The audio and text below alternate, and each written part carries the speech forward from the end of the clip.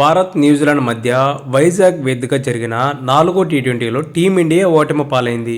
మొదట 3 టీ20ల్లో one side victory సాధించిన భారత్ జట్టు విశాఖలో చేతికిలపడింది. టీమిండియాలో ఆశలు రేపిన శివం దుబే దురదృష్టవశాత్తు రన్అట్ కావడంతో ఓటమి తప్పలేదు. న్యూజిలాండ్ అందించిన భారీ లక్ష్యం ఛేదనలో భారత్ 165 పరుగులకే ఆలౌట్ అయింది. దాంతో న్యూజిలాండ్ 50 పరుగుల తేడాతో విజయం సాధించింది. సిరీస్లో తొలి గెలుపును అందుకుంది. విశాఖ వేదికగా జరిగిన ఈ మ్యాచ్లో టాస్ గెలిచిన team India captain Suryakumar Yadav bowling ఎంచుకున్నాడు. భారత బౌలర్లు తేలిపోవడంతో కివీస్ ఓపెనర్లు అదరగొట్టారు. మిడిల్ ఆర్డర్ విఫలమైన ఆఖరులో పరుగులు రావడంతో న్యూజిలాండ్ 215 7వ వికెట్లు కోల్పోయి చేసింది. న్యూజిలాండ్ అందించిన 216 పరుగుల లక్ష్యంతో బరిలోకి దిగిన భారత్కు ఆరంభంలోనే ఎదురు దెబ్బ తగిలింది. గౌహటి మ్యాచ్లో మొదటి బంతికే సంజుని అవుట్ చేసిన మ్యాట్ హెన్రీ ఈ మ్యాచ్లో అభిషేక్ను ఫస్ట్ బంతికే పెవిలియన్కు పంపాడు. ఇషాన్ కిషన్ లేకపోవడంతో ఫస్ట్ డౌన్లో వచ్చిన సూర్యకుమార్ యాదవ్ 8 బంతుల్లో 8 పరుగులు చేసి వికెట్ కోల్పోయాడు. దాంతో భారత్ 9 పరుగులకి 2 వికెట్లు కోల్పోయింది. సంజు శాంసన్, రింకు సింగ్ కలిసి మరో వికెట్ పడకుండా జాగ్రత్త పడ్డారు. ఇద్దరు బాగా ఆడుతున్నారు అనుకున్న సమయంలో 15 బంతుల్లో 3 4లు 1 6తో 24 పరుగులు చేసిన Sanju Samson Mitchell Santner clean bowled చేశాడు. ఆ వెంటనే హార్దిక్ పాండ్యా కూడా శాంట్నర్ బౌలింగ్లో వికెట్ కోల్పోయాడు. 30 బంతుల్లోనే 29 పరుగులు చేసిన రింకు సింగ్ కూడా అవుట్ అవడంతో భారత్ 82 పరుగుల్లో 5 వికెట్లు కోల్పోయింది. అదే సమయంలో క్రీజులోకి వచ్చిన శివం దుబే ఒక్కసారిగా మ్యాచ్ని మార్చేశాడు. మిగతా బ్యాటింగ్ లైనప్ మొత్తం బౌలర్లే ఉండటంతో హిట్టింగ్ మొదలుపెట్టిన దుబే కేవలం 15 బంతుల్లోనే 2 4లు 6 6లతో హాఫ్ సెంచరీ నమోదు చేశాడు.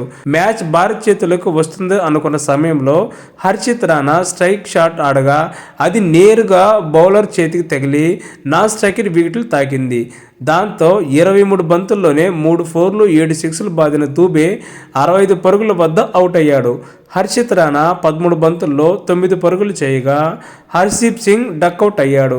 బుమ్రా 2 బంతుల్లో 4 పరుగులు చేశాడు. కుల్దీప్ యాదవ్ 1 పరుగుకే అవుట్ అవడంతో భారత్ 18.4 ఓవర్లోనే 165 పరుగులకు ఆల్అవుట్ అయింది. న్యూజిలాండ్ బౌలర్లో శాంట్నర్ 3 వికెట్లు తీయగా సోడీ, జాకబ్ చెరో 2 వికెట్లు దక్కించుకున్నారు. మ్యాచ్ హెన్రీ, జాక్ ఫోక్స్కి చెరొక వికెట్లు పడ్డాయి. 5 మ్యాచ్ల టీ20 సిరీస్లో భారత్ 3 మ్యాచ్లు గెలవగా న్యూజిలాండ్ 1 విజయం సాధించింది. ఆఖరి టీ20 జనవరి 31న తిరువనంతపురం వేదికగా జరగనుంది. 2 ఏళ్ల క్రితం టీ20 ప్రపంచ కప్ సాధించిన తర్వాత భారత జట్టు 40 అంతర్జాతీయ టీ20 మ్యాచ్లు ఆడింది. కేవలం 4 సార్లు మాత్రమే టీమిండియా ఆల్అవుట్ అయింది.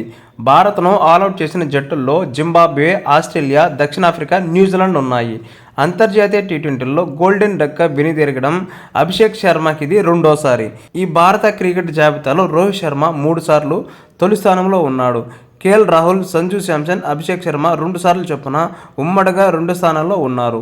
అంతర్జాతీయ టీ20ల్లో వేగమైన అర్ధ సెంచరీ చేసిన 3వ బ్యాటర్గా శివం దుబే 15 బంతుల్లో నిలిచాడు. తొలి 2 స్థానాల్లో యువరాజ్ సింగ్ 12 బంతుల్లో, అభిషేక్ శర్మ 14 బంతుల్లో ఉన్నారు. రింకు సింగ్ ఈ మ్యాచ్లో ఫీల్డర్గా 4 క్యాచ్లు అందుకుని భారత్ తరపున అత్యధిక క్యాచ్లు పట్టిన అజింక్య రహానే రికార్డును 4ను సమం చేశాడు. ఇక ఈ ఓటమిపై మ్యాచ్ అనంతరం టీమిండియా కెప్టెన్ సూర్యకుమార్ యాదవ్ స్పందించాడు. ఈ మ్యాచ్లో కావాలనే 6 బ్యాటర్లతో బరిలోకి దిగాం. 5 పూర్తి స్థాయి బౌలర్లతో ఆడాలని నిర్ణయించుకున్నాం. 180+ టార్గెట్ను చేసినప్పుడు ఆరంభంలోనే 2-3 వికెట్లు కోల్పోతే పరిస్థితి ఎలా ఉంటుంది? మిగిలిన ఆటగాళ్లు బాధ్యతను ఎలా తీసుకుంటారో పరీక్షించాలనుకున్నాం. ప్రపంచ కప్ జట్టులో భాగమైన ఆటగాళ్లందరికీ ఈ సిరీస్లో అవకాశం ఇవ్వాలనుకున్నాం.